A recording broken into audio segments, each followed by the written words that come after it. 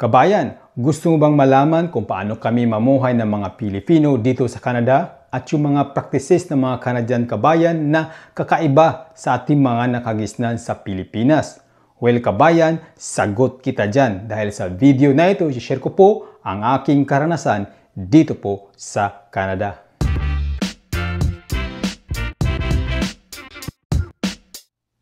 Welcome back puli kabayan, this is Dads from Dads Info TV na isa pong OFW based po dito sa Ontario, Canada. At kung bago ka pa lang sa ating channel kabayan, please consider to subscribe. Libre naman yan, nakita mo yung bell dyan, pakipindot mo yung bell, yung all mismo. At saka yung ganun, yung like. Paki-like ng video kabayan para naman may share ni YouTube ang video na ito sa iba pang mga Pilipino around the globe. So yun nga po kabayan, usapang experience namin dito sa Canada para hindi po kayo magulat, okay? Sa 2 months ko pa lang na panirahan dito sa Canada kabayan ay marami na akong napansin na ibang-iba talaga dito kahit doon sa Dubai kasi doon po ako nanggaling at lalong-lalo na sa Pilipinas. Sa video nito kabayan ay share ko po sa inyo para hindi ka magulat kung balak mo mag-migrate dito sa Canada. Number 1 kabayan, friendly people ang mga Canadian.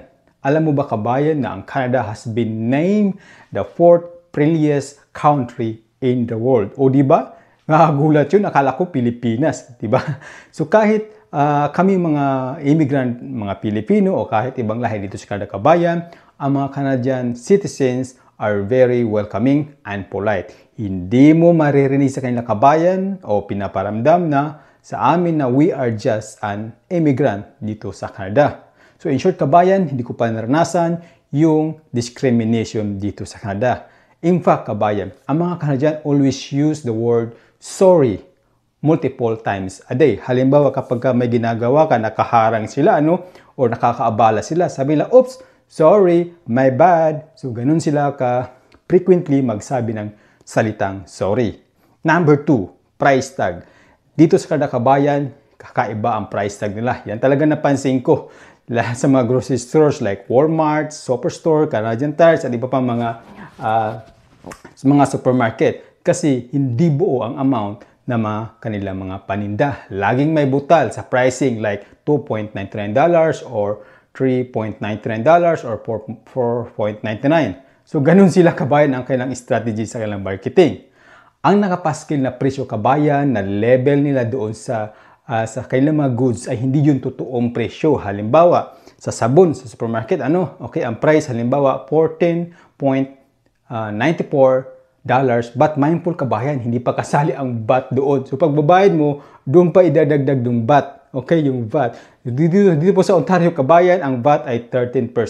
Pinakamataas sa mga sa ibang probinsya dito sa Canada. Ang pinakamababa naman kabayan ay ang Alberta. Mababa ang tax, 5% po. Kaya maganda doon mag-shopping. At saka katunayan kabayan ay maraming lumilipat ng mga residente mula doon sa Ontario papunta sa Alberta gawa ng mababa nga yung tax. Pero kabayan, ang mga grocery items naman ay tax-free naman yan. Like gulay, karne, dairy product, poultry product, coffee, etc. Okay? At saka fish. Tax-free po yun kabayan. Now, number 3, speaking of fish, simula po nang dumating ako dito sa Canada kabayan, hindi ko pa naranasan, nakakain ng fresh na fish kasi wala po ditong tinitinda na fresh dito po sa amin sa Sudbury, Ontario.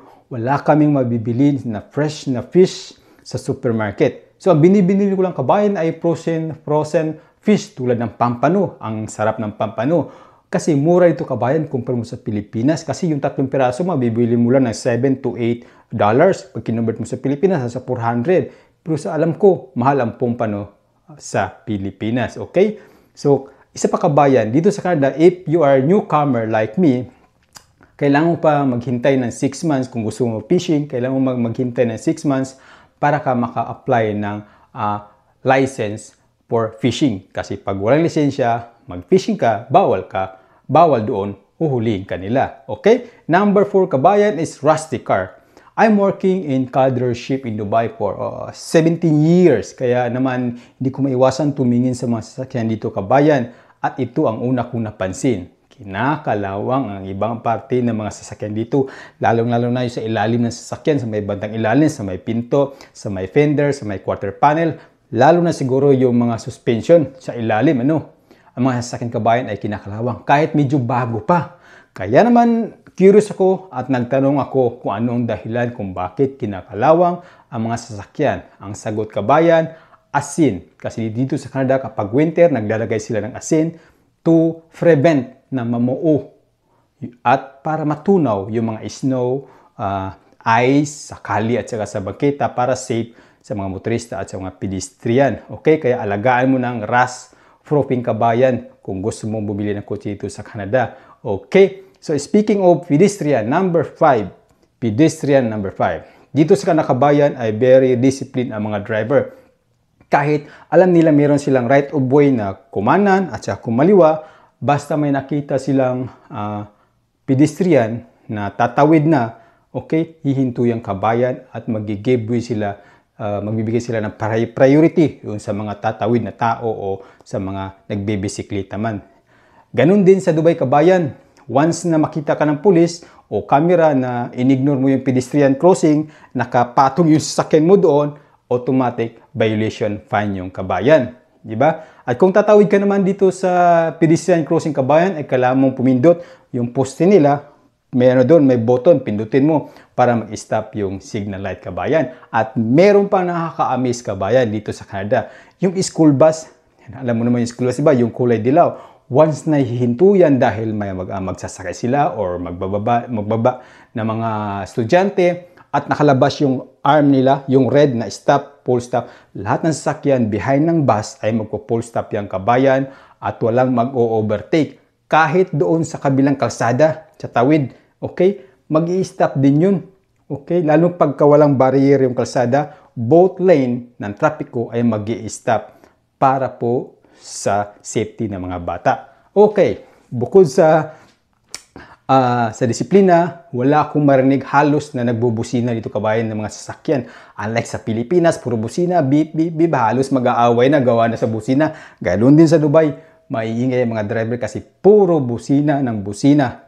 Dito, bihira kung marinig na gumamit sila ng busina. Unless na siguro, if you are calling the attention of the other driver for safety reason. So, kailangan mo silang ma-alerto, gawa. Businahan mo sila. Pero, pag hindi kailangan, hindi ginagamit. Number 6, don't call them sir, ma'am, ang mga Canadian. Ang mga boss dito kabayan, manager, kahit owner ng kumpanya, ayaw na nila tawagin ng sir at ma'am. They prefer tawagin sila by their names. Okay? So, talaga nang naninibago ko dito kasi sa Dubai, doon ako galing, ang tawag natin, sir or ma'am. Kasi tayo mga Pilipino, sanay tayo dyan, tumawag ng sir at ma'am. Yun ang ating nakasanayan, di ba? Pero dito, ayaw nila ng ganon. Okay? Call them by their name ang gusto nila. At mabait ang mga Canadian kabayan, approachable, polite, friendly. Unlike sa Pinas or kahit sa Dubai, pag sinabing bossing, ang taas ng tingin sa sarili nandun, no? Halos di mo makausap. Kasi nga, di ba, napaka-bossing ng dating. Pero dito, halos pantay-pantay lang. Okay? So, number 7, kabayan. Number 7, friendly at approachable ang mga bus driver dito. Dito sa Canada kabayan, ang gender equality exists. Mayroong bus driver na lalaki at saka mayroong bus driver na babae. Ika nga equal opportunity dito kabayan. So pagsakay mo ng bus, first time ko sumakay ng bus, pagsakay ko ng bus, sabi ng driver na babae, "Hi, good morning, how are you today?" So di ba nagulat ako, hindi naman ganoon sa Pilipinas, babatiin ka, di ba? So nagulat ako, sabi ko, okay, nag-respond rin ako kasi, "I'm fine, I'm good." So nagpans ako ng card. So kahit dito, kahit ganun kabayan ay masasanay ka rin. Kasi nga araw-araw mong gagawin yon, sasakay ng bus. At saka ng bus ito kabayan ay may timing. Pag nahuli ka, late ka, doon ka na susunod na biyahe. Pero matagal pa kabayan. Lalo na pagka weekdays, ang labasan ng bus is 6 ng umaga. Tapos pag weekend, alas 7 na, tanghali na. So dapat agahan mo, on time ka. Okay? So sa bus pass ng mga kabayan, yung card, dito yung monthly is 80 Canadian dollars. Unlimited ang rides yun. Kahit isang buwan, unlimited yun ang rides. Meron namang 6 rides, $17. Okay, 6. Ayan lang yun, 6 rides. At saka yung bus nila kabayan, may lagayan ng may bike carrier sa harapan. Kung magbibisikleta ka, tapos tinamad ka, o sakay ka ng bus, so doon mo ilagay sa harapan ng bus. Okay? At saka ito kabayan, yung mga establishment nila like Canadian Tires at saka iba yung mga tindahan ay allowed magdala ng mga aso. Basta importante, nakatali lang at behave ito. Pero bawal sa grocery. Siyempre, mga pagkain yun eh. Okay, so number 9 kabayan, CR or toilet. Dito sa Canada, ang tawag nila sa CR or toilet ay washroom. Okay? Malinis po ang kanilang washroom ito kabayan. Kompleto, may tissue, may sabon, may hand dryer. So, ganun din sa Dubai. Kabayan, napakalinis ng toilet doon. Bukod sa meron tong tissue, meron pang bidet. Okay? Dito sa Canada kabayan, dito ako nanibago kasi walang bidet ang kanilang washroom. Tissue lang ang ginagamit pang wipe sa puwet mo. Kaya naman, kapag inabutan ako ng sama ng tiyan ko o kaya gusto kong magbawas, ay talagang pinipigilan ko muna hanggat makauwi ako dito sa aming apartment. Gawa ng hindi nga ako sanay gumamit ng walang bidet o diba, o yung tissue lang, parang hindi malinis o kahit tabo, walang tabo ito kabayan, mahirap po yun, okay? So nung first week ko dito sa Canada, talaga naghanap ako ng tabo. Pumunta ako sa Dollarama pero wala akong mahanap na tabo eh, diba? Kasi tabo sa Pilipinas lang. So walang nahanap ko doon, yung binili ko yung plastic na pitcher, yung maliit na pitcher. So yun na lang ginawa kong tabo. So okay na yun. So meron naman bidet siguro sa mga Canadian Tires na mga hydro section, pero kailangan mo magpasadya, magpakabit sa mga plumber. Kaya I suggest kabayan, kung pupunta ka ng Canada, bumili ka ng tabo or bumili ka ng bidet, okay? O kaya magbaon ka ng wet wipes. Yun, isa sa mga diskarte. Kung ayaw mo gumamit ng tissue na pang wipe doon sa puwet mo. Well, speaking of tissue kabayan, okay, beware, don't ask tissue sa mga restaurant o kaya sa mga fast food habang kakain ka, while eating ka, para pang wipe.